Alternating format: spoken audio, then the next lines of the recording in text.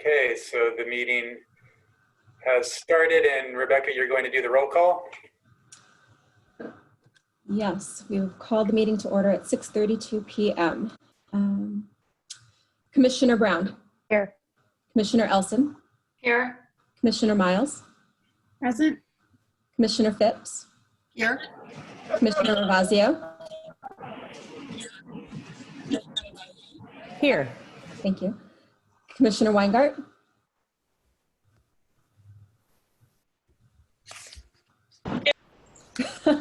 Got that.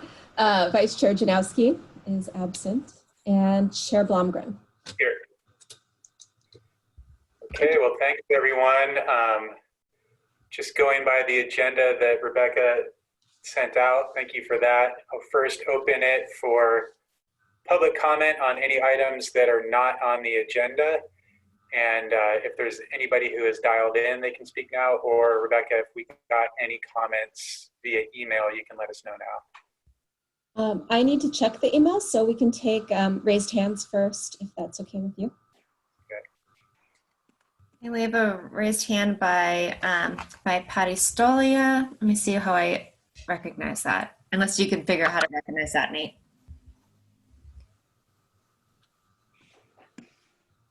You just click on allow to talk, and then Patty can unmute herself. All right. Okay. Hello. Hi, So Patty. Yeah. I'm wondering about over where the Park Madera Center, they've been using the yoga studio, and I know that the bathroom is upstairs. Is there any chance of either making a bathroom downstairs or making an elevator so it becomes ADA usable? Just something I was thinking about in the middle of the night. Thank you.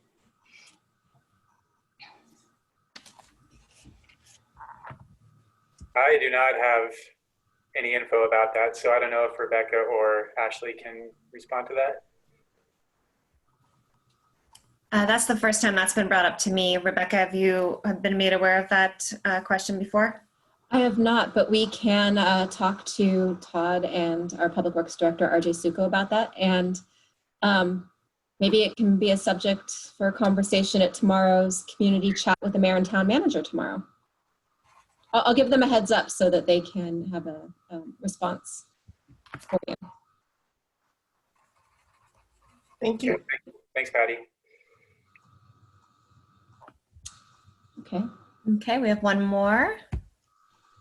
The next person who has their hands raised, I actually was just about to acknowledge that we received an email to public comment at tcmmail.org. So we can unmute Mr. DeVilbiss, and would you like to speak on the subject, or would you prefer that I read the email that you sent to the commission? Muted.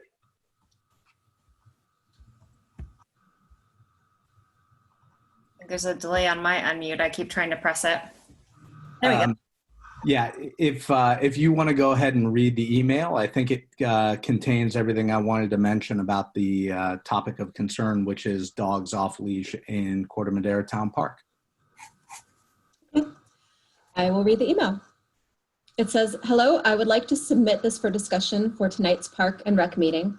A few years back, the rules for the Corte Madera Town Park were changed from no dogs allowed to dogs allowed on leash only. Dog owners then requested for a dog park to be built to allow their dogs to play off leash.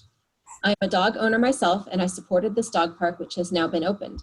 Unfortunately, dogs being off leash in the main portion of Corte Madera Town Park has developed into a frequent and serious problem. During COVID and while the dog park was being built, I have tried to be understanding of the need for people to get out and exercise their dogs in the park.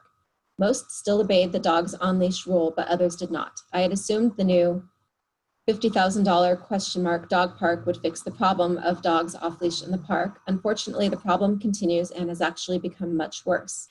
There is a growing number of dog owners who prefer the main part of Corte Madera Town Park over the dog park.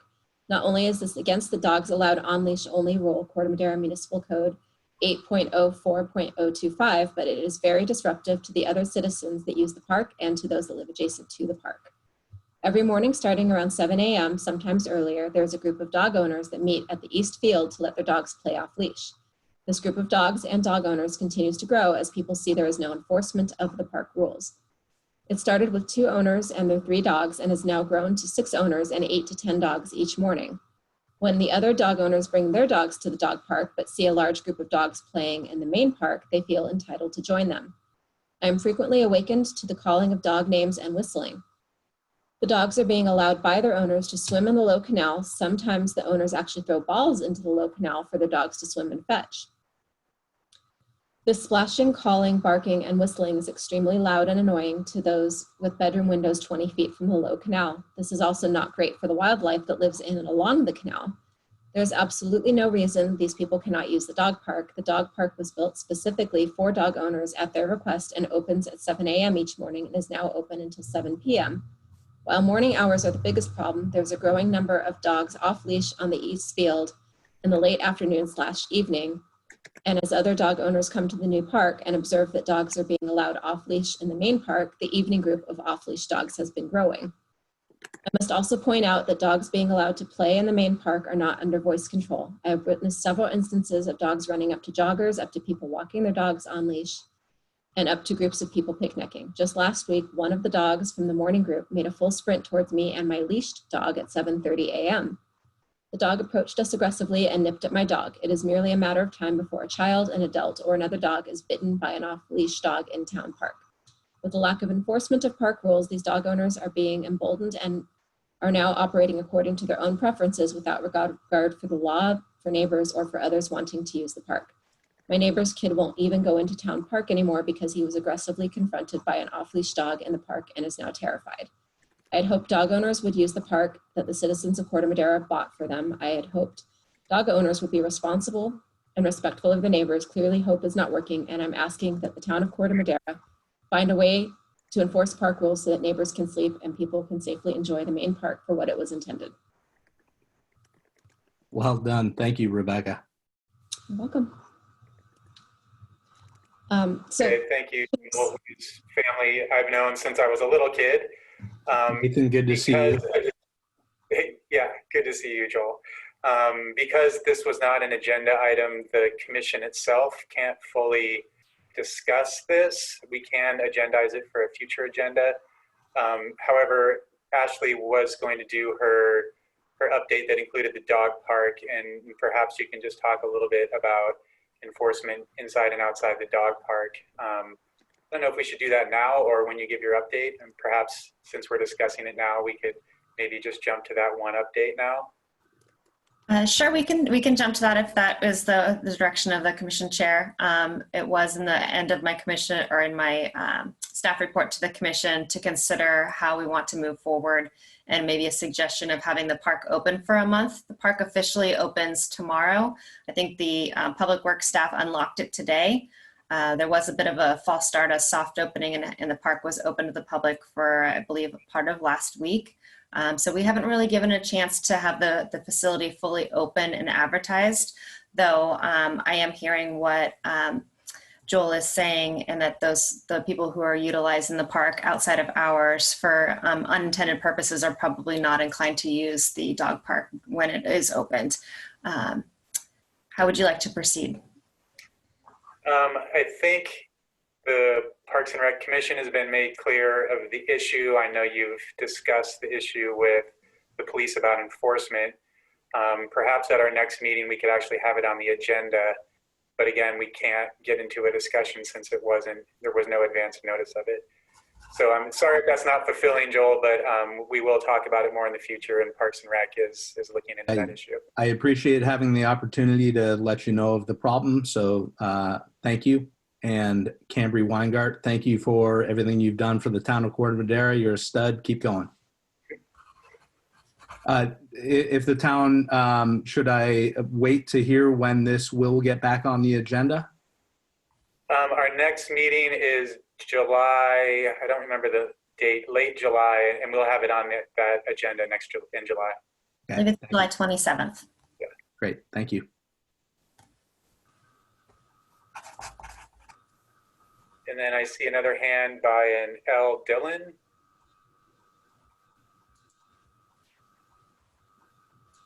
there's a comment, go ahead. Or maybe you have to unmute Ashley. I've done so. There.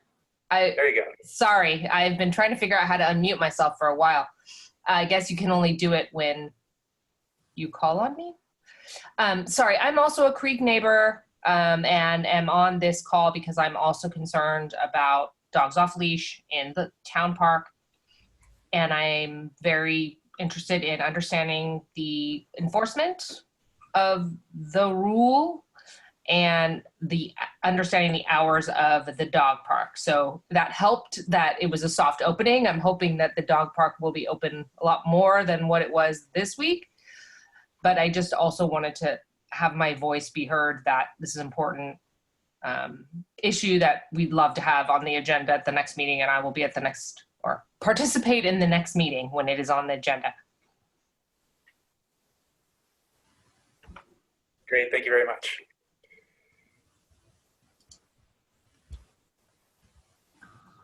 Okay, I don't see any other hands. Any emails, Rebecca? No additional emails were received. Okay, so we'll move on. And the next is presentations, 3A, that Joel got a head start on, recognition of service for outgoing youth commission with Cambry Weingart. I don't know if we had any prepared remarks around Cambry's service, but I'm very grateful for everything that she's done representing the youth in Corte Madera as she's been on the commission. No prepared remarks, just that we thank you all. We thank you for your time and your dedication in representing the youth, and we'll be creating a certificate for you, and that'll be in the mail to you this week. And I wanted to open up to the commissioners to make any comments, since you've had the pleasure of working with Cambry longer than I have. We might need to come back to this item. I think she might have dropped off. I'm not seeing her on the panelist list, and I would hate for these comments. Yeah. She did just drop off. Yeah. So I don't know if she's having technical difficulties and she'll pop back in. Okay. But maybe we should table this item and. Okay, we'll keep an eye out for when she gets back on. Okay, next item is number 4, consent calendar. This is for the approval of the draft minutes from the May 18th, 2020 regular commission meeting. Are there any comments or corrections to those meeting minutes? I did receive a comment from, I believe it was Louise Brown. There was a comment that she pointed out in the minutes that she believes was misattributed to her. And I just got back into town today, and I have not had a chance to corroborate the statement with the video to update the minutes. And I suggest that unless there are other comments from commissioners about the minutes, that the motion be to approve the minutes as amended, and then direct Louise to work with staff to correct the attribution and any other misinformation in the minutes. But Louise, if you would like to speak about that, you're welcome to.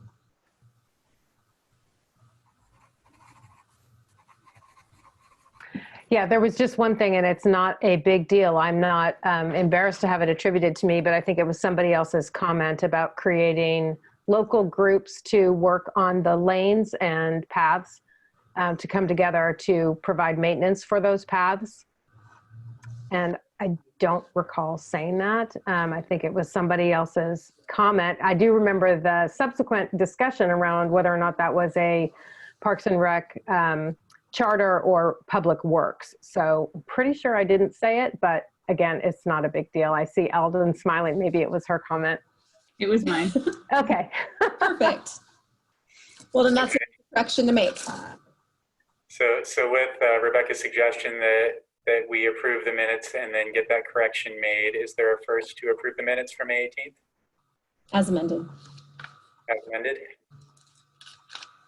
All right. So moved. A second. I'll second. Okay. Thank you. Okay. All right, roll call vote. Commissioner Brown.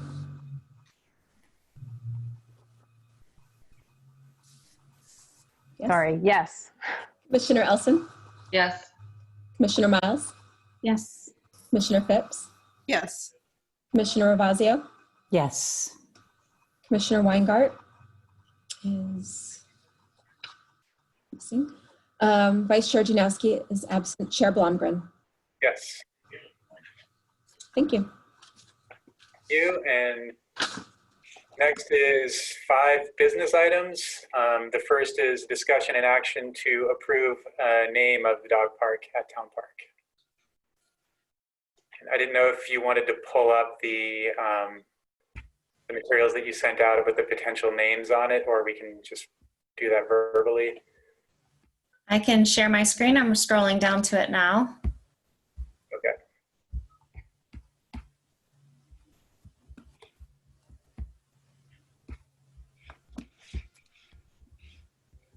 All right. Can everyone see my screen? Yes. Okay. We'll back up a little bit. We had 8 Parks and Recreation staff review all the names that were suggested as of the June 22nd, 2020 meeting, and we had them vote for their top 3 to narrow down the rank. We had previously advertised out through the newsletter, through social media, for the community to solicit any names that they wanted. And all of those were compiled. Staff narrowed it down, reposted on Facebook and Instagram and through the town newsletter to reconfirm what their top pick was. And of those, I feel like we had a very good results and participation. We had, as of June 29th, let's see, the June 22nd post yielded 273 views, 96 engagements, 24 comments, resulting in 27 votes for the 6 approved names below. So they're ranked based on their number of votes or likes. And so these are the names that we're suggesting to the commission for review and consideration. Town Bark, Bark Park, Canine Commons, the Bark at Town Park, the Barking Lot, and Creekside Dog Park. So the idea was to discuss the names and if we were so inclined to recommend a name, correct? Correct. Okay, so I'll open it up to any commissioners if you have any comments or preferences of those.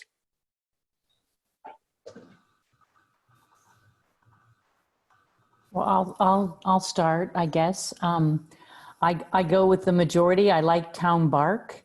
As far as a sign or when we refer to it, I think it would be nice to say Corte Madera Town Bark,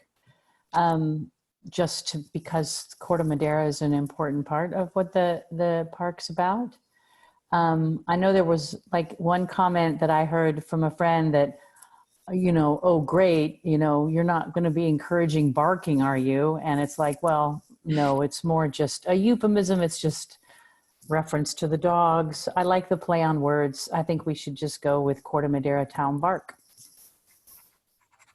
Not make it too complicated. Thanks, Pat. Other comments?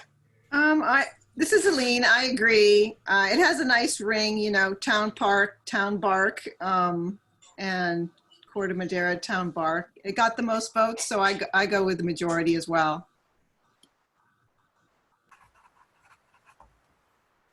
I agree.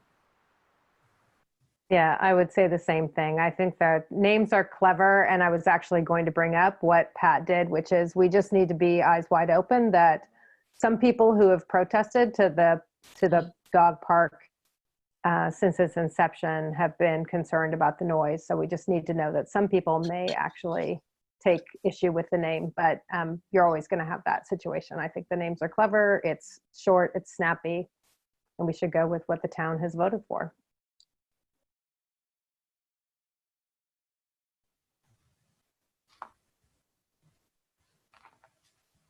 Any others? Yeah, I would just echo those thoughts of the slightly painful irony of the barking part of the name, but you got the most votes and it's clever, and I would support what the others have voted for in a large majority there. So I think if that's all the comments from commissioners, are there any comments from the public about these names, whether on the call or via email?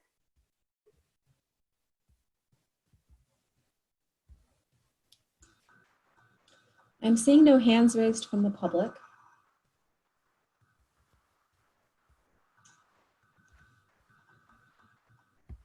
And we have not received any emails about this item. Okay, anyone on the phone, or are you guys good? For what it's worth, this is Joel. I'm still on. I don't see any issues with those names containing the word bark. Thank you. Okay, well, in light of our sort of unanimous support there, I think it would make sense to just get this done here and now and do a roll call vote for proposal to actually, I'm sort of amending what it said there. I personally agree with what Pat said and amending it to the Corte Madera Town Bark. Are you guys in favor of voting for that as the option? Agree. Yes. Yes. Should there be a motion? Should there be a motion and a second to make it Yes. legit? Yes, there should. Okay, well, I'll move that we adopt the name Corte Madera Town Bark as the official name of the new town dog park And is in there a Town second? Park. I will second that. Okay, if you could take the vote, Rebecca, thank you.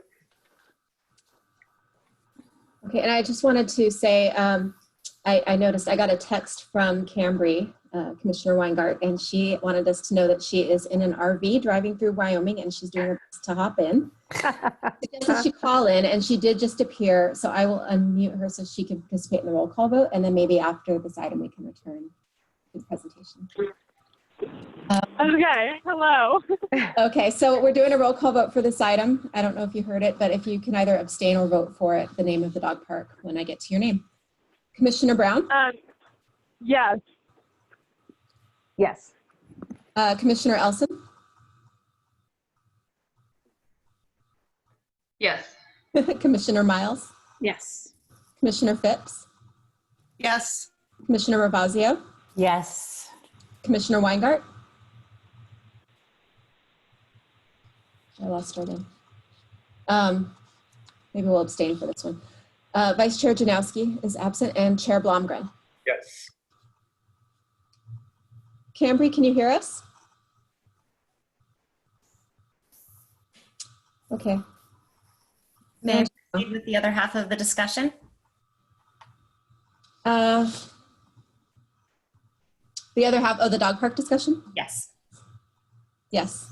So first part was to consider the names, and the second part is after the May 18th meeting, the Parks and Recreation Commission meeting, the commission had the opportunity to review and approve the proposed rules for the dog park, as well as the hours were posted. So that was also included as an attachment in the commission packet.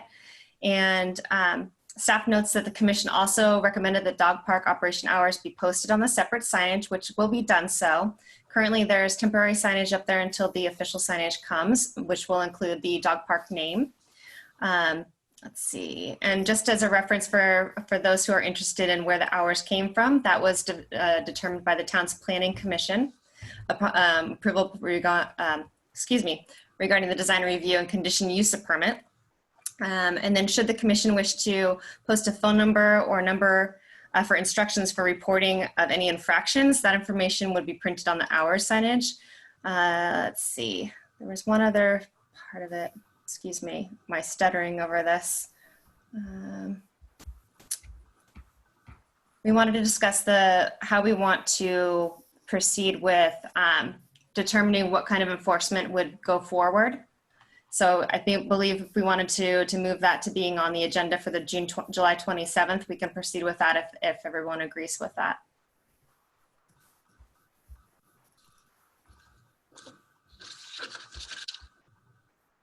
So are you talking about specifically enforcement of the dog park rules or enforcement of dog park rules and off-leash dogs in the park? How I wrote it in the staff report is staff suggests determining a plan for addressing the reporting of infractions and monitoring the facility for general compliance with dog park rules after 1 month of operation. But I think that could be expanded or at least clarified to include the current issue with not using the dog park area. So for off-leash use of the park as well. Yeah, I think we should make sure it does, given the public comments. And along those lines, you had the draft rules in the agenda. with hours for the dog park. Are there official hours for the park, and do they match? I believe the parks are all sunrise to sunset. Okay. So I imagine that's something we'll talk about if on-leash dogs are allowed in the park after sunrise but before 7 a.m., that there is a window when that is actually allowed. And just a question on this, will the actual park be locked? I mean, will there be a lock on the gate on a daily basis, or will it just be by honor system? I mean, nobody's going to go and unlock that gate every morning and night, right? It's my understanding that it would remain unlocked and that we would ask people to honor the signs and the hours that are posted on it. Okay, good. I wouldn't want to have to see Ashley go over there and unlock it every morning at 7 a.m. Yeah. There's just too much room for failure on that. We wouldn't want to put that on staff if given the option. Okay, so it sounds like then the plan would be to discuss the how the park is operating as a whole and in the dog park during the July meeting? Yes. Okay, so let's add that to the agenda for July. And maybe to prepare for that, we could find out, and I'm happy to do a little research, Ashley, if you want some help with this, is find out what other communities with dog parks and with off-leash dog problems do to enforce it. I mean, do they use their local police, or is there some other way to enforce it? What's happening like up in Novato or San Anselmo? If you want some help with that, I'd be happy to make some phone calls. You. Okay. I do think the concept of having a phone number where people can report to, even if it's not going to create immediate action, will help give us a feedback loop as to how frequently it is happening. I think that to get a handle of the scope of the problem, like I really appreciate the public bringing that to it, and I have seen it myself pretty extensively. And I think that will help us get a handle on the significant breadth of rule breaking that's happening.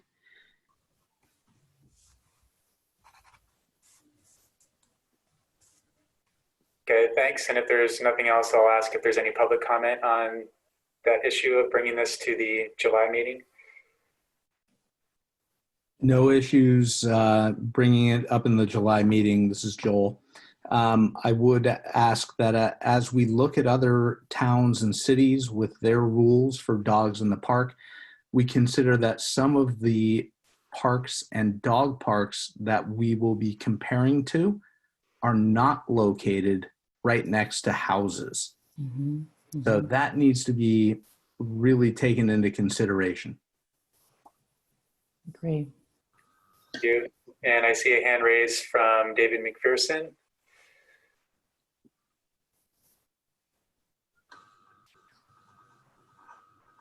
Trying to get you unmuted, David. I'm so sorry. Now I'm, all right. Thank you. It would be great if there was some signage at the dog park that lets the users for the next 30 days know that this issue is going to be considered in the July meeting, so that people can send emails as they go through this first 30 days of using the park. Okay, and just for the record, David, could you just state your name and address?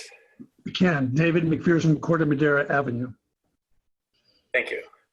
And I'll leave that to you, Ashley, to consider for the dog park. Thank you.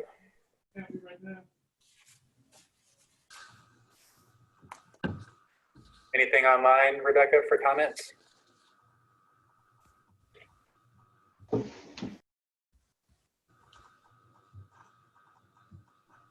We have not received any emails on this subject. Okay. All right, so I think we can close that one out and move on to business item 5B, which is actually two items. Discussion and possible action to reconfirm subcommittee and a timeline and updating of the town master plan. I guess that's actually one item. Around the timeline and the subcommittee for the master plan, I believe that's Aline and Sarah, are you working on that? Or is Pat? No, yeah, it was me. Okay. In the agenda, Ashley gave us the what was agreed upon last year in 2019, and we've sort of slipped off of that schedule. So I think the idea here was to confirm or reestablish what the schedule is for bringing up those items around the town master plan in our meetings, and what we're going to do going forward with that issue.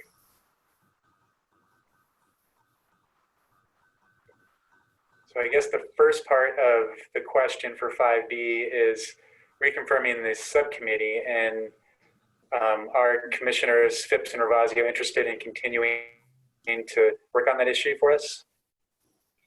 Yes, I am. Yes. Okay. I think we'd be happy to take a third if somebody else would like to join us. Is that okay, or is that too many? Yeah, I had sent Ashley the minutes from the September meeting that you discussed this at last year, where you set the timeline and you talked about having community workshops, and you had a facilitator in mind, and neither of us, of course, were at that meeting, so we had to just go by the minutes and the video. So that's why we thought it would be a good idea at this point to remind the commission of what was discussed in the path you had chosen to carry this out, and make sure that still made sense, and see if you where you were at and wanting to get that restarted, and if you wanted to adhere to the same timelines and the same workshops and outreach, or if there was a different path you wanted to take. So you sent that to Ashley, and that's in the That's what she used. That's what she used for the staff report. Yes. Okay. And would it make sense just to briefly pull that up, just so we can all take a look at it, and then maybe make a decision on next steps? And share my screen. Yeah.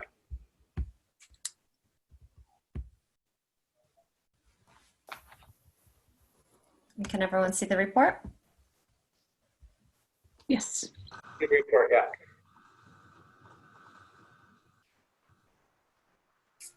So those were the items that were listed in the September 23rd, 2019 commission meeting. And then specifically moving down to the schedule. The draft timeline, which was originally scheduled to begin September, October of 2019 and conclude in May 2020.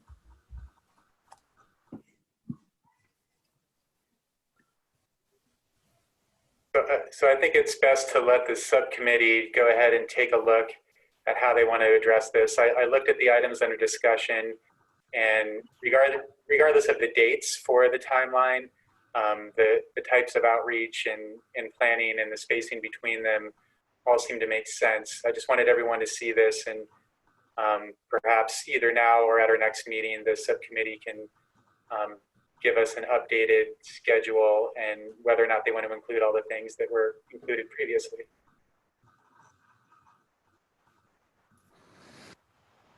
As well as being able to go through some of those task lists and check off things that might have already been completed or are no longer relevant as well. Yeah. Mm-hmm.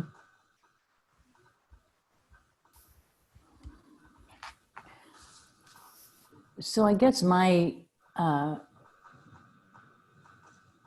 question is that, I guess in the finalizing of the focus, I mean, we really need to spend a little time with that. And I think we probably need direction from town staff management, Todd and Ashley, as to, you know, some of these things I just don't know that we have the authority or capability of really understanding, you know, where the town is. For instance, the age-friendly intergenerational center. I mean, that's kind of a policy matter with the town. The same thing with the Park Madera Center, the same thing with the music barn. So I do think that before, you know, we get out there in the community and start talking about things that people might really love the idea of, but in fact, due to COVID or maybe just due to other factors, they aren't that realistic. I mean, I guess that's my only concern here, is that before, I mean, it feels like everything's changed. I mean, back a year ago, it was like anything seemed possible. And now I think we're just in a little bit different place. And I just want to make sure that we don't overpromise or get people overly excited about things that might be more difficult to bring about than previously thought. Yeah, I agree, Pat. I think we need to review everything and regroup and get direction from those who set policy. In the dog park, we're finishing up on that now, and from the last meeting, it sounds like there was changes with the age-friendly intergenerational center that need to be taken into consideration.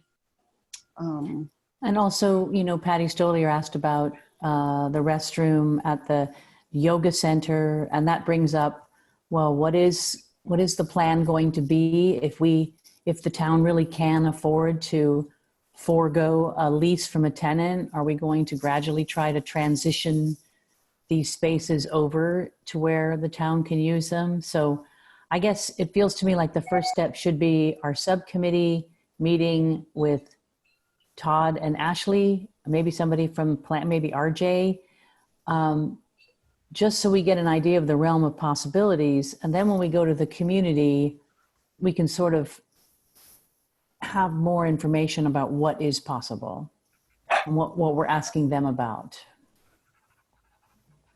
Does that make sense? Yeah, that makes sense. I would say, looking at the schedule, it's clear that there are many steps along the way, and if we're going to push this through and keep momentum, this is something that will be on the agenda at every one of our meetings, so we can have it as a standing agenda item.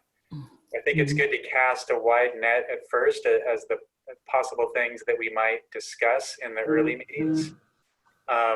So I think we should have it on the agenda in July. And if it's possible for you on the subcommittee to meet with Todd or RJ or others before July and actually have an agenda item with some updated areas that we might discuss and an updated calendar. It doesn't mean it's set in stone. It doesn't mean those are the things we're going to do, but that set the stage for us as a commission to do some advanced reading and be able to discuss it at our next meeting. I understand it might take a little longer to have those talks, and if it goes another month, that's fine. But I think we should definitely have this as a standing agenda item to keep the momentum. That sounds good.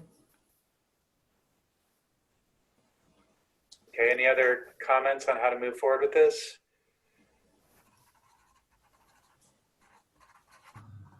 Anything from the public?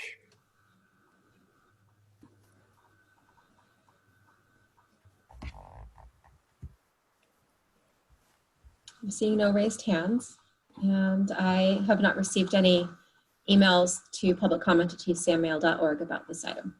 Okay, we'll close public comment on that item and move on to business item 5C, which is discussion and direction to staff regarding updating and optimizing the Parks and Rec Department website, registration system, and public outreach practices.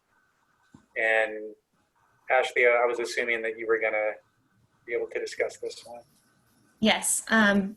From reviewing some of your minutes, I recognize that the commission feels very strongly about our communication tools, specifically the ease and transparency of our website and our registration system so that our participants can register and engage in our programs and services.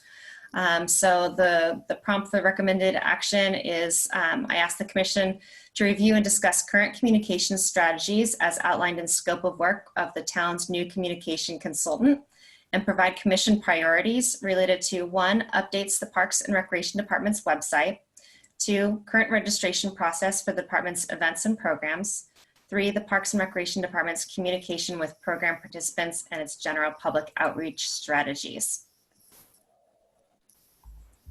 And to give a little bit of background on this, the town council has prioritized at their April 20th meeting that communication is one of the top priorities moving forward. And as of May 20th, they've entered into an agreement with communications expert Jen Reedy, and she's going to be rolling out her communication strategies for the town-wide. So it's an excellent opportunity for the commission to prioritize what they think is most important to the Parks and Recreation specific so that we can include that when she meets with staff. How does this play in with the actual underlying technology that we're using? If you have examples of technology that you've experienced or know of that work well, this is an excellent opportunity to provide me as your staff liaison any examples so that we can bring this to her, and it's an opportunity for us to consider changing. Okay.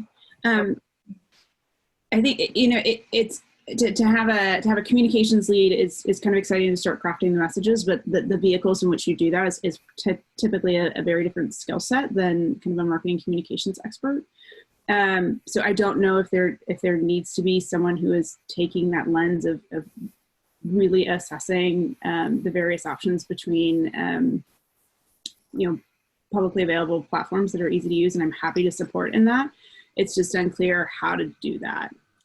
That's actually what she's going to be advising on.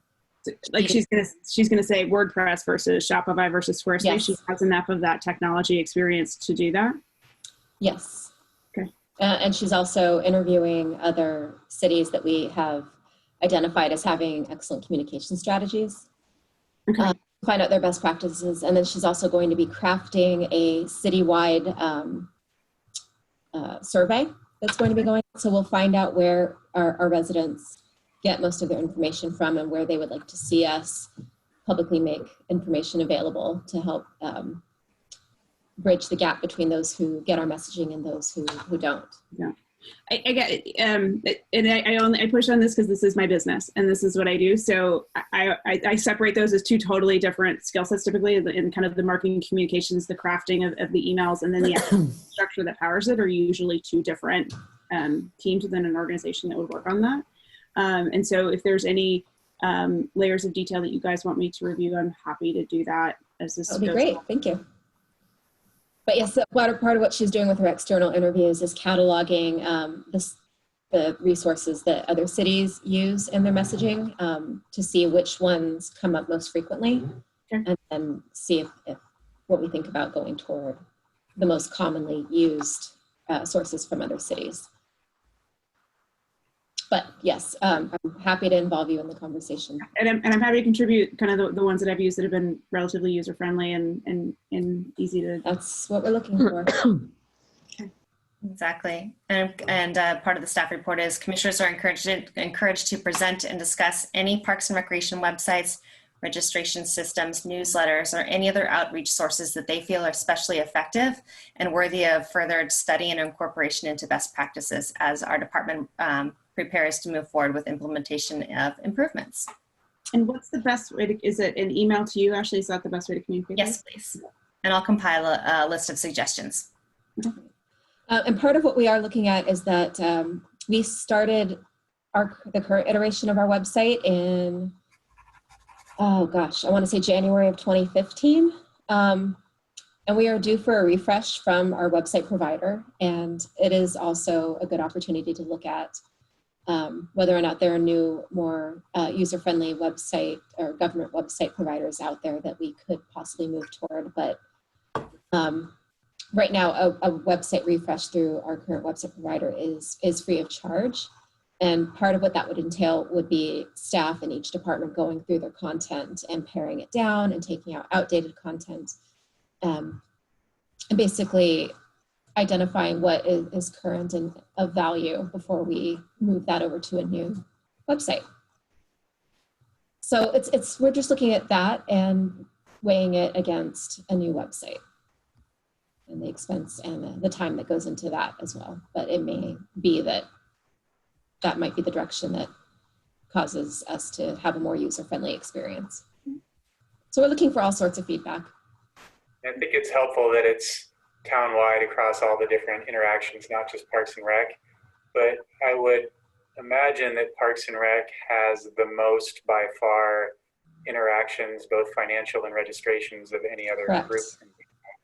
So getting the logic behind the user interface of registrations and all that, I would say in general the website's good but not great. So if we can just sharpen it up and make it a little more obvious when people are looking for something, and if Commissioner Miles is good at helping with that stuff, it'd be great if we have more support and more ideas.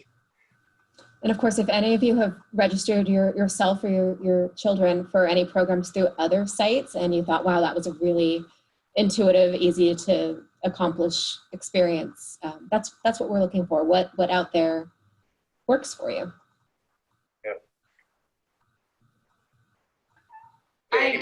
I know that a lot of time and expense goes into putting out the brochure that comes out 2 or 3 times a year, maybe 4. But in the past, I've gotten that brochure and looked through it, but then the information in the brochure isn't necessarily organized the way the class information is organized on the website.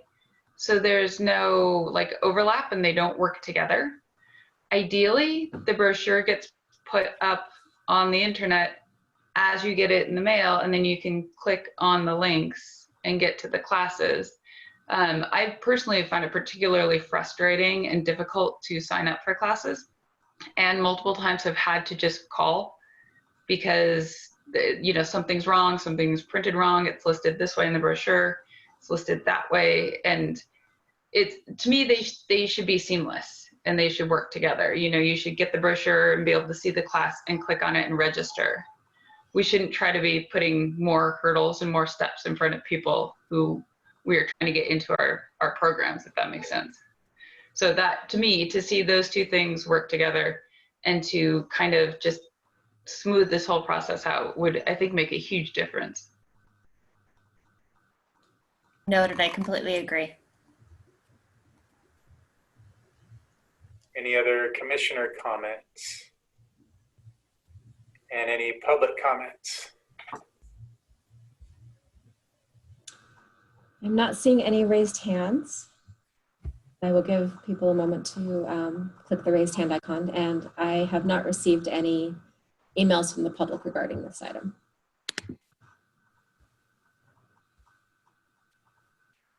Okay, so we'll close public comment on 5C. And the final business item is 5D, a verbal update on the 2020 Volunteer of the Year. Yes.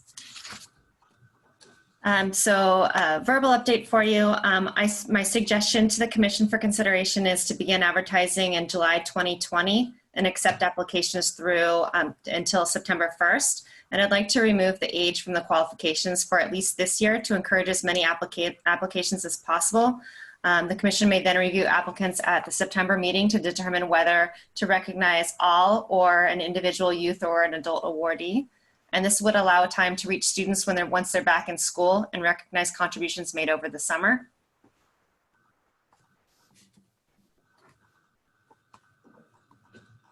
That sounds like a specific recommendation. Does anybody have any comments on that recommendation? I just have a question. Is this in addition to what was traditionally the Citizen of the Year award that was given by the town council in time for somebody to ride in the 4th of July parade? I mean, have we basically skipped that whole thing this year? We have. Okay. That's a shame because there's a couple people who I think are really deserving of recognition in town and would have been great to do it, but I guess it's too late. So. Well, I think I might be mistaken, but I believe these are two different things. This was this is my modified plan that I discussed last week when we had a discussion about the Senior Citizen Award, and then we'd also had the Youth Commission Award. So that was, again, the award, the awardee was recognized by riding in the 4th of July parade, which had been canceled. But we talked about whether we wanted to open it up to recognize a larger group or a collection of awardees versus identifying one individual. And my suggestion leaves it still open to making that decision based on how many applications we receive. So this is not specific to Parks and Recreation. It's just that the Parks and Recreation Commission is being asked to look at the overall volunteer activity in town and select a person or group or individuals who have made a significant contribution. So it's not just people who are contributing to Parks and Rec specifically. Correct. Okay. I'm sorry. It's just been confusing because I know the problem was that nobody's a senior in this town. You can be 108 and still take offense if somebody calls you a senior. So I get that they changed that, but so there's no longer a separate youth and adult even, or is there? I didn't understand. We'd always, according to the minutes that I reviewed, there's always been one. And then a couple of years ago, there was an addition of a youth award to recognize the youth, but we were still missing a large bracket of people between youth and senior. So now we're going to be able to open it up and expand and recognize people of that demographic. And this recognition was typically spearheaded by the Parks and Recreation Department, and then they'd have an open call for submissions and an appeal to the public to submit recommendations for this award that the commission would then review and decide who to award it to. So that's what the commission's role in this award annually. And commissioners can also nominate somebody who they feel is Any worthy. member of the public can submit a nomination. Okay, thanks for that clarification. Okay, so since that is a change to something that the commission had voted on in the past, I would recommend that we vote to approve that suggestion if that's what we choose to do. Is there a motion to approve the proposal to open up the volunteer recommendations in July, discuss them in August, and award it in September? Did I get those dates right? Review September, so it would be opening up for collecting applications July and August. And just as a reminder, those would be to all ages and not limited to Parks and Rec volunteer service, but to anything town related. Correct. And it would be, if I can, just a suggestion, since it won't be then tied to the 4th of July parade, since it will be happening at the end of the year, maybe we can tie in with the big holiday Corte Madera band concert as a place to recognize and celebrate whoever is selected. I mean, it feels like just selecting them is one thing, but having a way to celebrate them and to publicly acknowledge them in what hopefully will be a gathering. I mean, maybe it will be a virtual one. But I just think we should think that through too, as far as how we're going to recognize them. And just a thought. Noted. Is there a motion to vote on Ashley's recommended course of action for the volunteer of the year? I'll move to vote on Ashley's recommended action. And is there a second? I'll second it. Okay. Go ahead and vote to approve that. Commissioner Brown? Would you like to hear public comment at all? Oh, thank you. Oh, I do see a hand from Julie Kurtzberger. Are you unmuted, Julie? I'm not sure. She should be. She is muted. There she is. Can you hear me now? Yes. Yes, we So can. Sorry, I didn't mean to speak over you. Yeah, I just wanted to give you some history on where the Citizen of the Year came from. So the Chamber did Business Citizen of the Year, Town Council does Citizen of the Year, and Park and Rec did Senior Citizen of the Year. And like Pat was saying, nobody wanted to be known as the Senior Citizen of the Year, so we changed it to Volunteer of the Year, but still had the age be over the citizen, because the citizen is named by the town council. So that's where we came up with that, and they're honored in the 4th of July parade every year. Great, thank you for the history. It's a good reminder.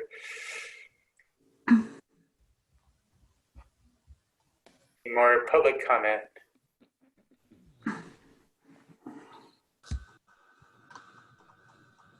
Okay, I think we can call for the vote then.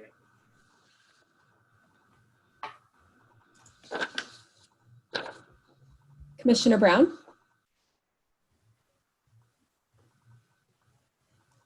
Okay, thank you. Let the record indicate that she gave a thumbs up. Commissioner Elson? Yes. Commissioner Miles? Yes.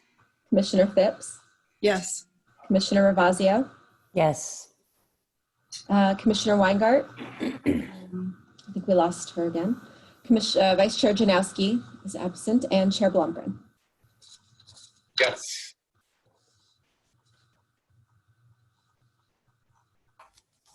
Okay, that gets us to item 6, staff update and commissioner reports.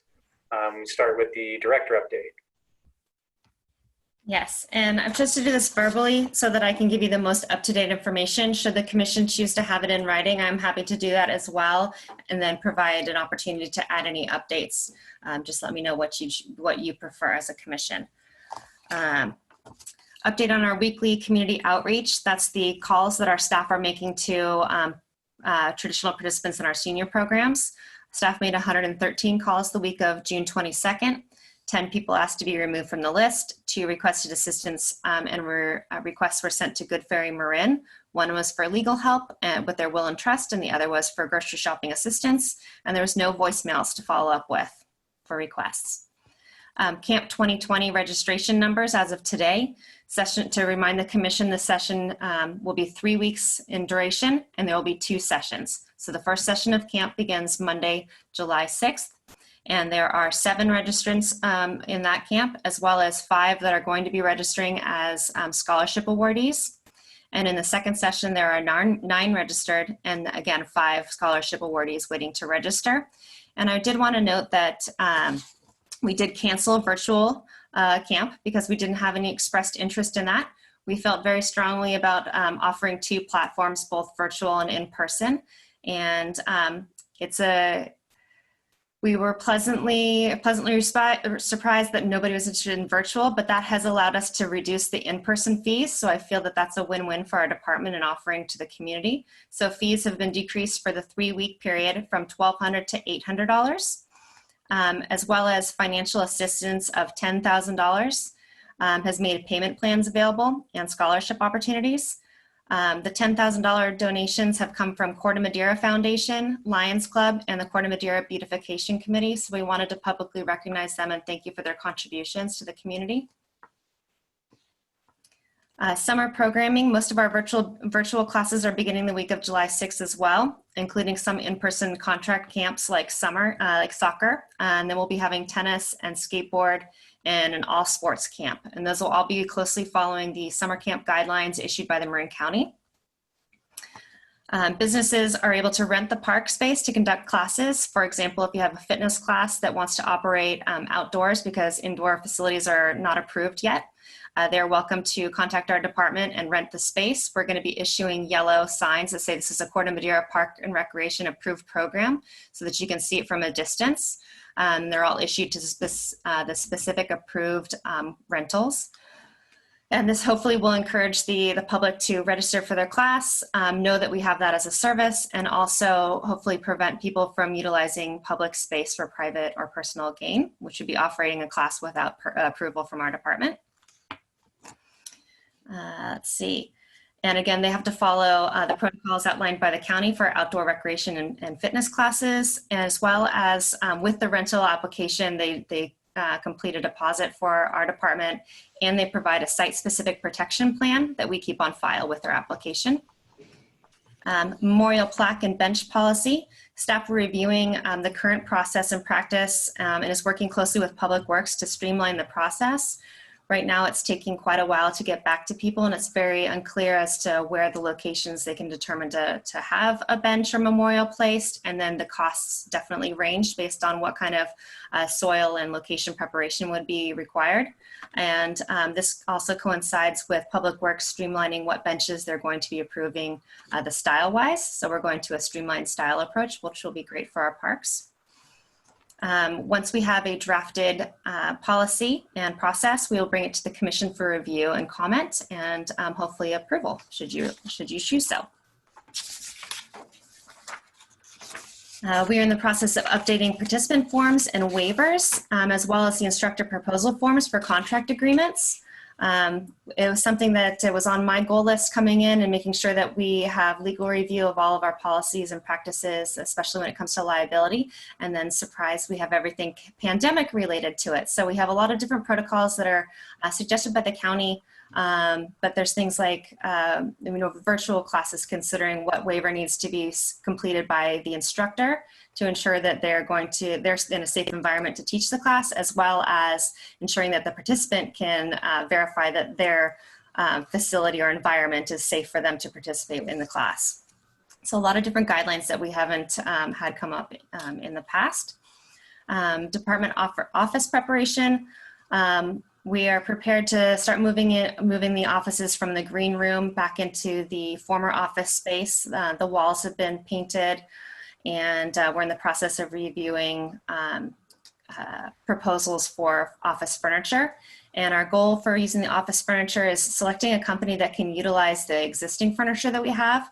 We have stand-up desks that can have the surfaces repurposed so that they match any cubicle setup that we have. So it's really important to us to be as fiscally responsible as well as utilizing any existing furniture that we have. Public Works project updates to share with the Commission. It's one of Commission Chair Blomgren's direction to make sure that we have a tracking mechanism going forward. And Public Works has been working on something like that we can have essentially a link that's going to be in all of our meeting agendas so that anybody can click on there and go to a page on the Public Works page that'll have updates on all of our projects that are Parks and Recreation related.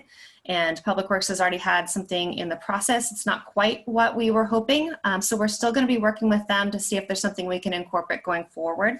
But to give you an update on the projects that are in process that relate to Parks and Recreation is the Town Park Restroom. They're obtaining pricing from prospective contractors and authorization from Town Council to spend up to $25,000. And subsequently, staff met with a council member who was interested in giving advice for additional opportunities for improvement and obtained secondary pricing estimate for that additional scope.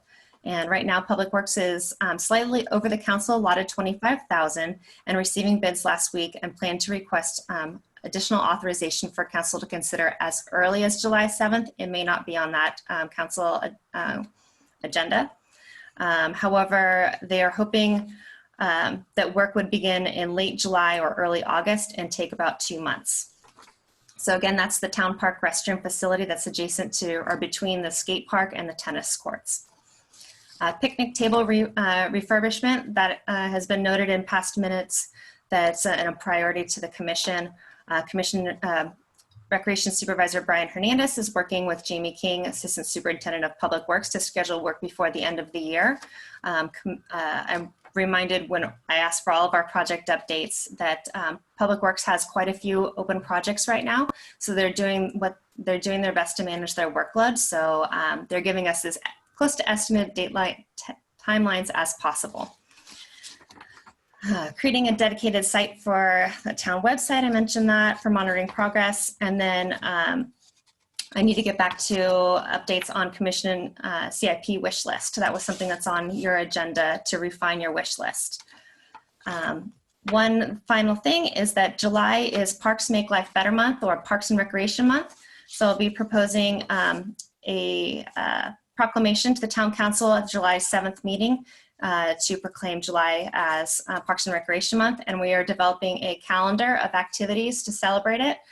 For one could be, having a picnic in the park, or National Ice Cream Day. So we have everything drafted. We're just waiting for the dog park name to add onto that. And then everything's been noted with the current shelter in place guidelines. So it's modified what we would normally do.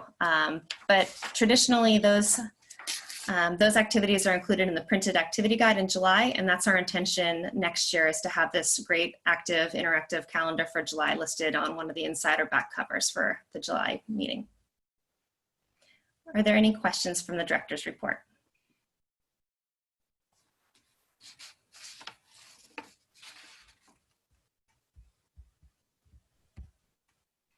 Just one question. How much over is the bathroom project going? They did not give me that amount. Okay, just somewhere over 25. I thought 25 sounded really reasonable, so I'm not surprised it went over.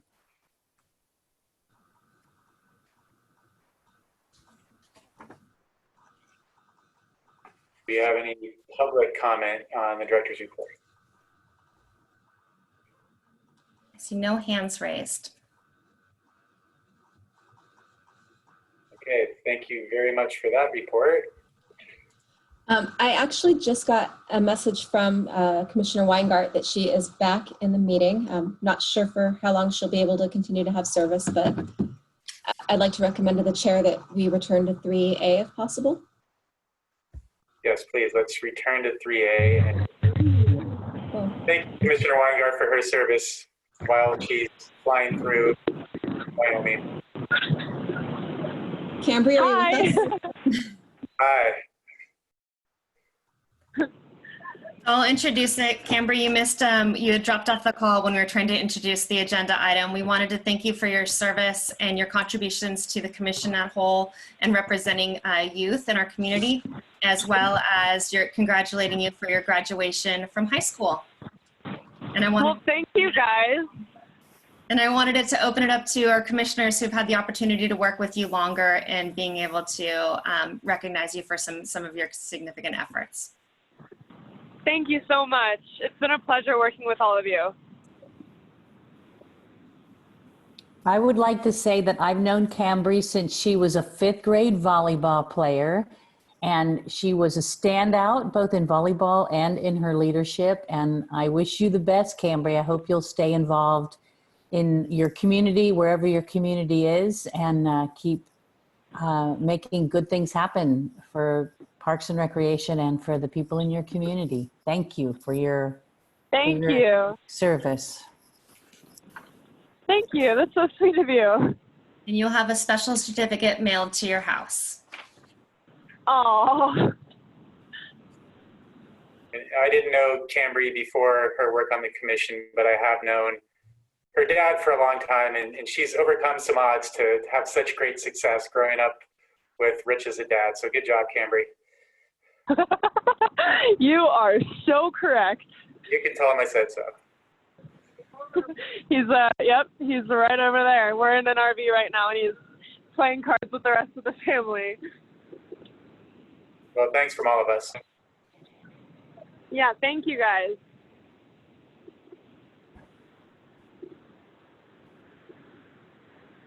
I had one other note for the director's report, if we could go back to that. Yeah. I wanted to give an update to our virtual opening for the dog park. Last week, I had the pleasure of meeting with Commissioner Jankowski and Ravazio, as well as Council Member Fred Katsisis. And they volunteered to be on video and mention a little bit about their involvement and the Commission's involvement in the development and process of the project, and where it came from and how it's come to fruition, as well as 2 of our dogs that were in presence read the rules and the hours. And so tomorrow, if any of our commissioners want to volunteer to announce the name of the dog park and ceremoniously cut the ribbon, I am happy to accept volunteers. And then that will be posted on Facebook, and a link in the newsletter and on our website. Great, thank you. And I think anybody who's interested can contact Director directly if they're interested in being there for that. Yes.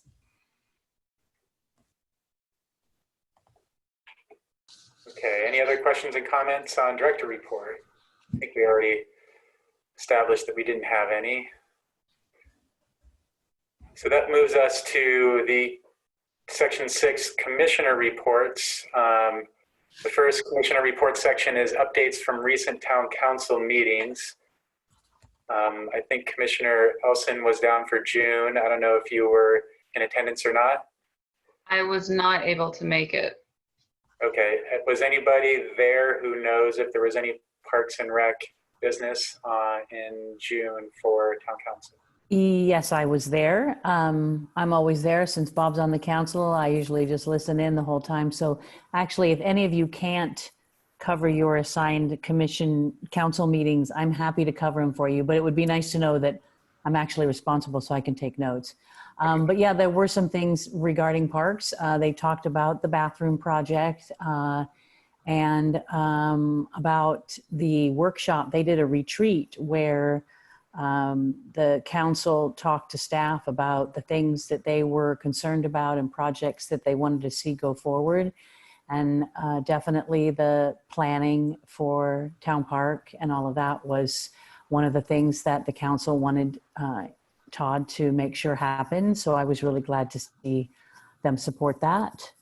They talked about Skunk Hollow and how that was moving forward. But there weren't really any issues or problems. It was more just them being updated on all the great things we're doing. So yeah, I can't think of anything that was of concern. But then again, I wasn't really looking at it that way. So Okay, thank you for that update. Appreciate it. Thank you, Pat. anytime.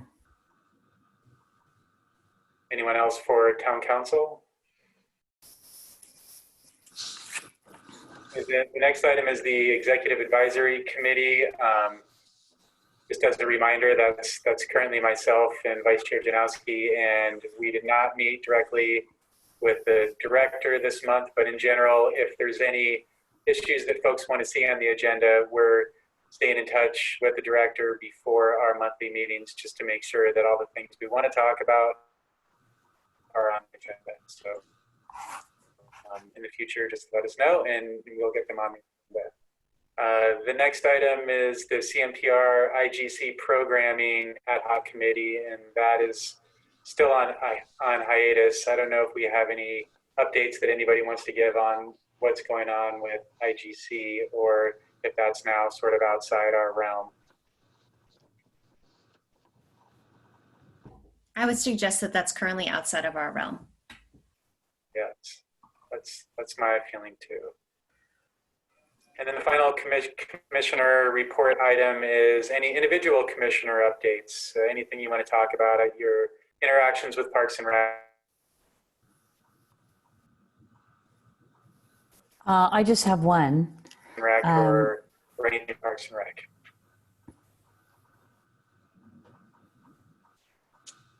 Oh, Commissioner Blomgren, you're frozen. You might be a couple seconds behind.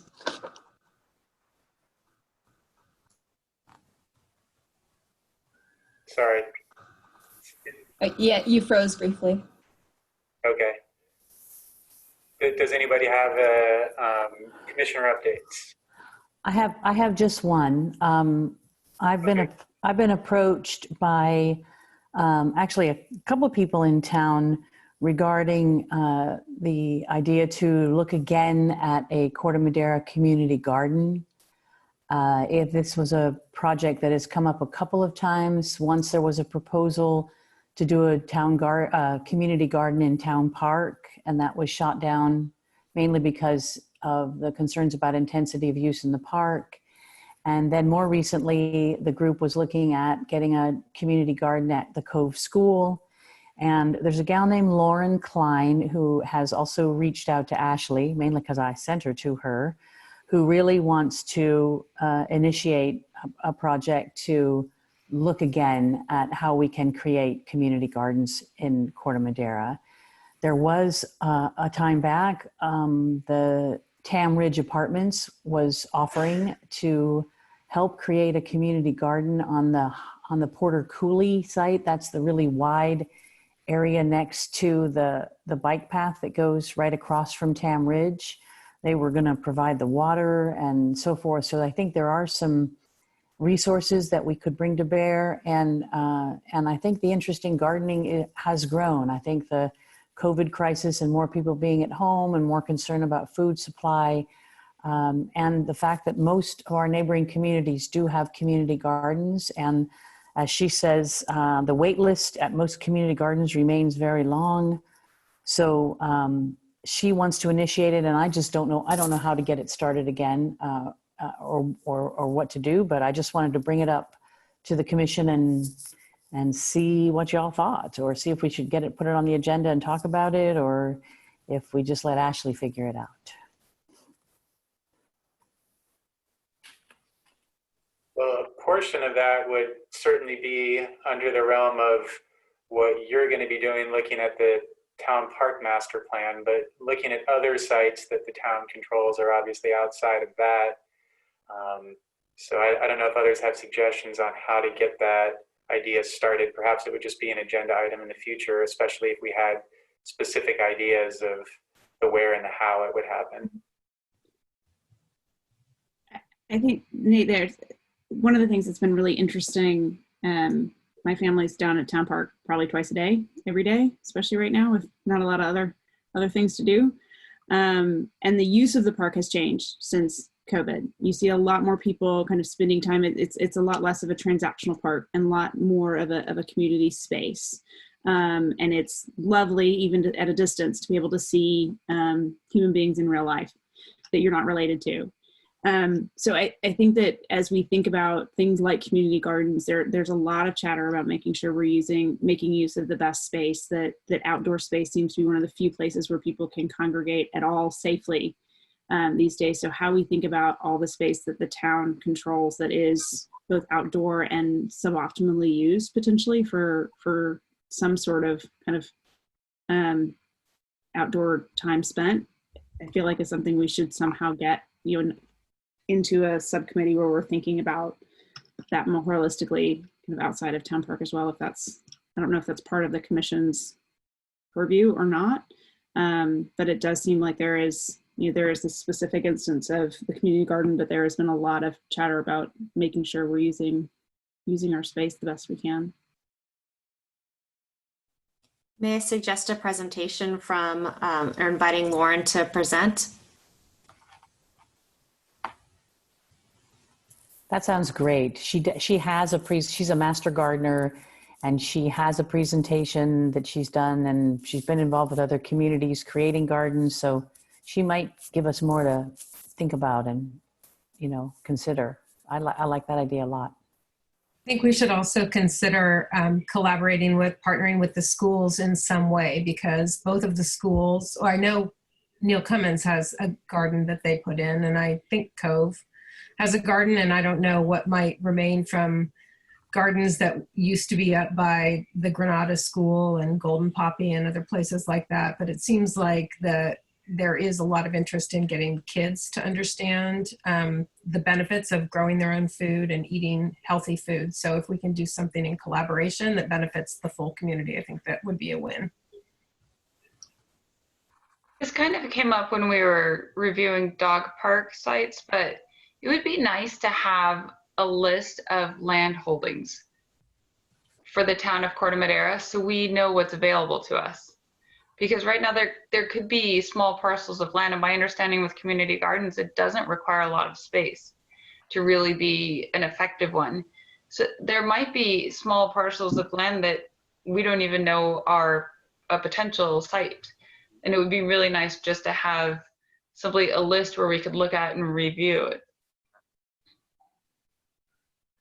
Yeah, you're right. We did do that with the dog park, and there might be some spaces that are even smaller than the ones we considered. Mm-hmm. But we can revisit that listing, because that was a good starting point for acre plus sizes. So maybe, Pat, if before the July meeting, if she's interested in presenting then, if you give us advance notice so we can put it on the agenda. Otherwise, it'll have to wait a month. But I think that would be a good start to just give us an idea of what it takes to start and maintain a garden, and what it can do for community and people who are maintaining those gardens. Okay, and how long of a presentation? Just like 10 minutes with time for questions, or what do you suggest? I'll definitely write to her right now, and I have a feeling she will be excited to come. I'm not inclined to make any rules about a presentation, but 10 minutes or so sounds like it would be great, maybe with some slides and just showing us some places. Okay.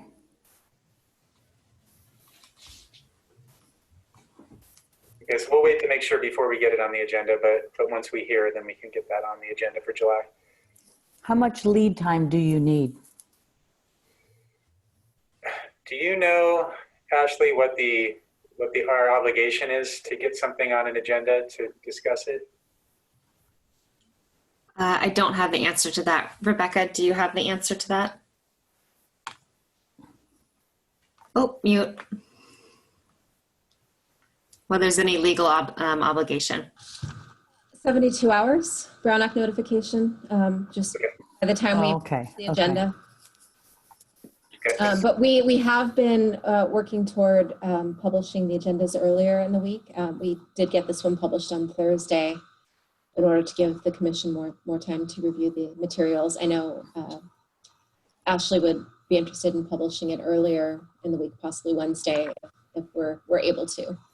But legally 72 hours. Okay, thanks for that.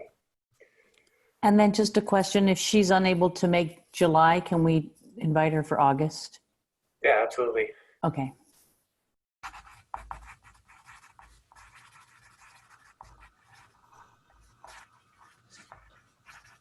Okay, any other commissioner updates about anything?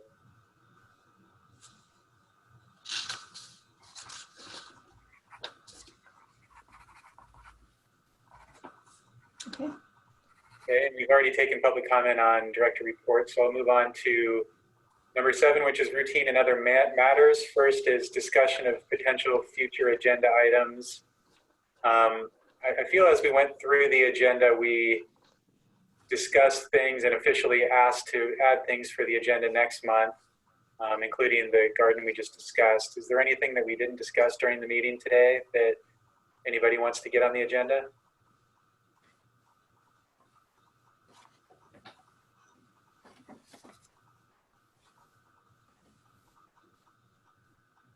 And any public comment on agenda items? I am not seeing any raised hands, and I did not receive any emails about that item. Okay, so we'll close public comment there. And then item 7B is the items for yearly review, and June is the commissioner capital improvement wish list. I would suggest that the capital improvement wish list is synonymous with the master plan, at least for the park itself. So I feel like that's something that we're sort of restarting. Are there any capital improvement wish list items that are outside of town park that anybody wants to bring up now for any other properties or parks that the Parks and Rec operates?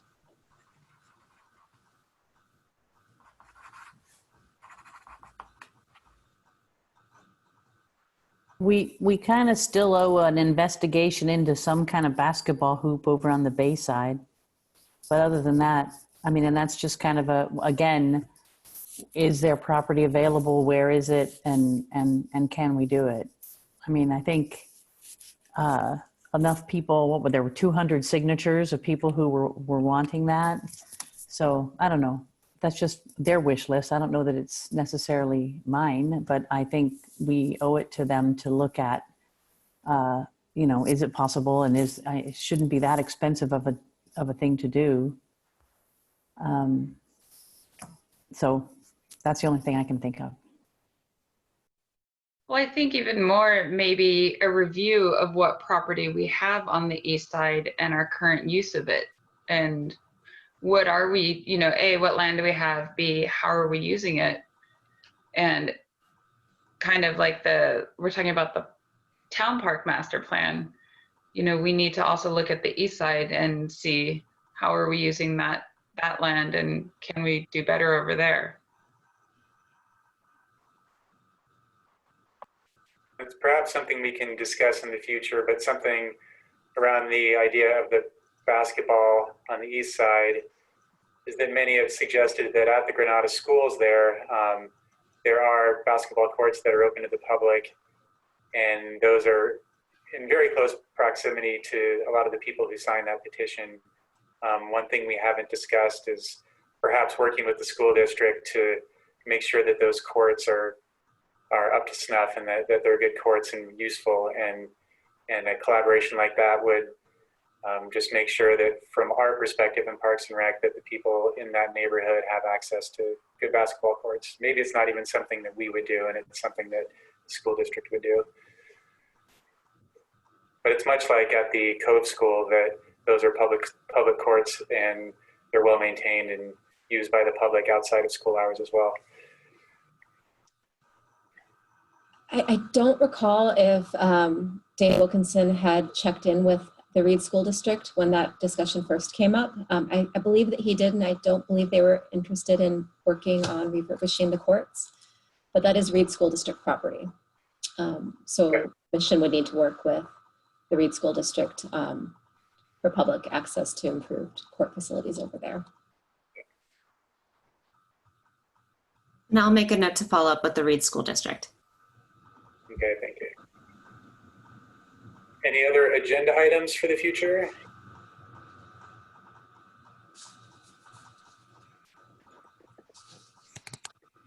Okay, we're getting to the final item, which is the oath of office for our new youth commissioner, who I see has been waiting very patiently through this long meeting, and the oath for our reappointed commissioners as well.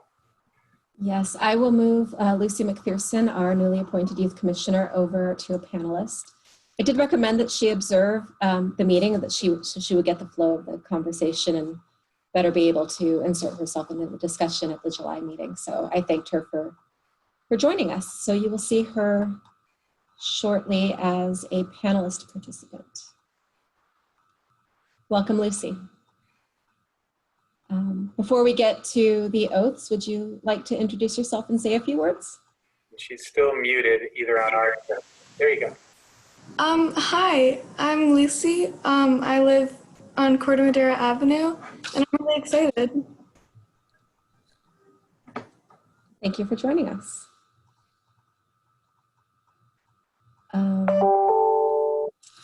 Okay, do all of you have your oaths, a copy of your oath in front of you, and are comfortable just repeating after me simultaneously? Oh, she's getting her oath. Okay. Thank you.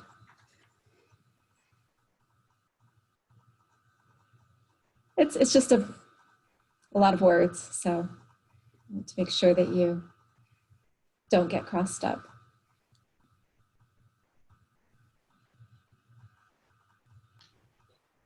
Just give Lucy a moment.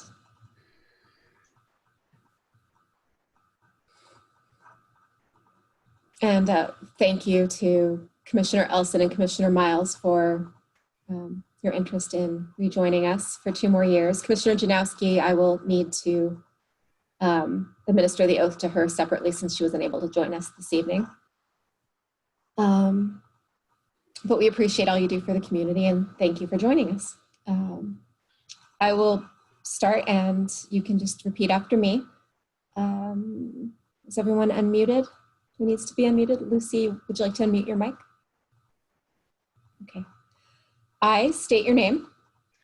I, Sarah Elson, I, Lucy McPherson, do solemnly swear do solemnly swear that I will support and defend that I will support and defend the Constitution of the United States the Constitution of the United States and the Constitution of the State of California and the Constitution of the State of California against all enemies, foreign and domestic, against all enemies, foreign and domestic, that I will bear true faith and allegiance that I will bear true faith and allegiance to the Constitution of the United States to the Constitution of the United States and the Constitution of the State of California, and the Constitution of the State of California, that I take this obligation freely that I take this obligation freely without any mental reservation or purpose of evasion, without any mental reservation or purpose of evasion, and that I will well and faithfully discharge that I will well and faithfully discharge the duties upon which I am about to enter. the duties upon which I am about to enter. Thank you, and congratulations on your appointment, Lucy, and your reappointments, Sarah, Alden, and Emily. And if you are able to, either drop your signed, for those of you who didn't already pick them up, I have the original certificates for you to sign, and then I'll need a copy of your copy signed, and then I'll keep the copy and give you the original certificate and work out the details with each of you over the next few days. But thank you. And that concludes the oath of office. Thank you. And thanks for joining, Lucy. After listening to that meeting, as you can tell, there's a lot of procedure and rules on the way we do things. And so if you ever have any questions about how to bring up your opinions or ideas, feel free to speak up during the meetings, but outside of the meetings, you have all of us as fellow commissioners. You'll have our emails, and you could reach out to the assistant town manager, Rebecca, as well. So don't be shy about reaching out either during or even before meetings. Oh, Ashley got moved over to attendee. I think she wanted to say something as well. But Ashley and I do intend to meet with Lucy and go over any questions that she might have from this evening's meeting. And that was, we'll get her prepared for July. Ashley, did you have anything else to add? Oh, you're on mute. No, I just wanted to apologize. My laptop battery died on me, so I'm logging back in on my phone, so I'm sorry. Okay. Okay, well, and with that, we are adjourned. Thank you, everyone. Have a great and unusual 4th of July, and we'll see each other shortly. Thank you. Thank you, everybody. Thank you. Bye.